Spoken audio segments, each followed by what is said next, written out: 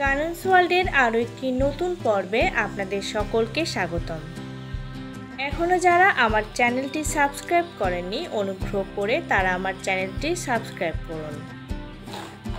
আজ সকাল থেকেই একটানা অঝোরে বৃষ্টি ঝরছে, মনটাও খুব খারাপ। আজ মা উন্নত চিকিৎসার জন্য ভারতে গেল। তারপর এইভাবেই সকাল থেকে বৃষ্টি ঝরেই যাচ্ছে। আমি আর ঈশান একটু ছাদে গেলাম, যে সেখানে বারান্দায় দাঁড়িয়েছিলাম অনেক সময়। তারপর বৃষ্টি একটু কমলে মা রওনা দিল। যাওয়ার আগে ঈশানের সাথে মা খেলা করছিল, মারও মন খারাপ ছিল। মা ভারতের উদ্দেশ্যে রওনা দেওয়ার পর ঈশানেরও মন খারাপ ছিল। আমি আর ঈশান দুজনে আবারও গেলাম বৃষ্টি দেখতে। ঈশান বৃষ্টিতে ভিজতে অনেক পছন্দ করে, কিন্তু যদি ঠান্ডা লাগে সেই ভয় তো অবশ্যই একটা কাজ করে। তবুও মনটা খারাপ বলে নিয়ে গেলাম ওকে। মা ছেলে দুজনে মিলে বৃষ্টি দেখলাম। এভাবেই সারাটা সকাল আজ বৃষ্টি, একটা বর্ষণমুখর দিন বলা যায়। অনেকদিন ধরে বৃষ্টি নেই, প্রচণ্ড গরম। আজকে একটু স্বস্তি পাওয়া গেল।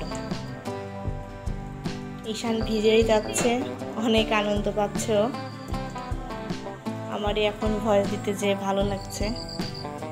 এরপর বৃষ্টিতে ভেজে আসার পর সকালে খাওয়ার প্রস্তুতি। ঈশান কিছু খায়নি তখনও।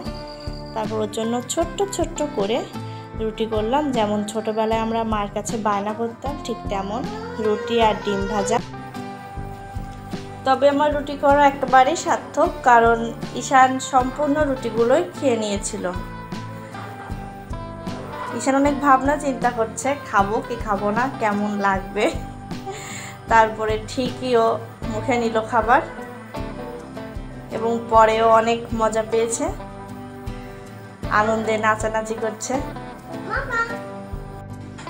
বাচ্চাকে খাওয়ানো মানেই আসলে একটা বড় কাজের সমাধান। তারপর ঈশানকে খাওয়ানো হয়ে গেলে আবারও ঈশানকে নিয়ে একটু ঘুরে আসলাম। তখনও বৃষ্টি পড়ছিল। তারপর ছাদ থেকে ঘুরে এসে তার ভিতরে আমার দুপুরের রান্না কিন্তু হয়ে গেছে। দুপুরের রান্না কমপ্লিট করলাম।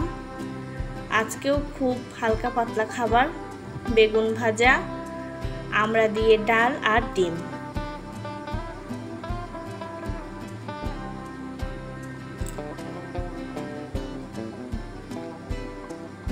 থালাটা ঈশানের জন্যই সাজানো, কিন্তু ঈশান তো এতগুলো ভাত খাবেও না। কোনো রকমে দুপুরের খাবার খাওয়ালাম। তারপরে আবার বৃষ্টি। আজকে বৃষ্টি কোনো মতে কমেনি, সারা দিনে আজকে বৃষ্টি।